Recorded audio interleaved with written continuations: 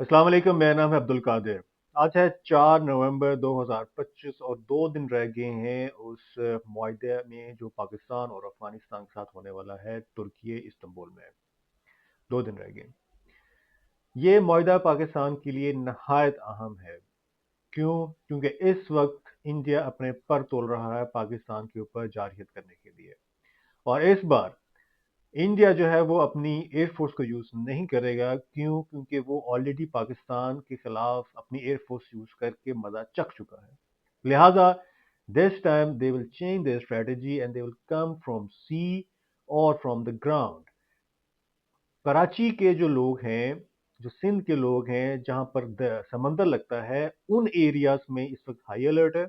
इसके अलावा जो मैदानी इलाके हैं वहां पर भी इस वक्त इंडिया की most of the forces deploy हो चुकी हुई हैं। और इस वक्त बात सिर्फ और सिर्फ रुकी हुई है इंटेलिजेंस इंफॉर्मेशन पे, सैटेलाइट इंफॉर्मेशन पे, जिसकी वजह से इस वक्त इंडिया अभी तक रुका हुआ है। और यही वजह है कि जो तालिबान है वो हमारे साथ अमन मुआहदा नहीं कर रहे, क्योंकि इंडिया उनको वहां से ग्रीन सिग्नल नहीं दे रहा।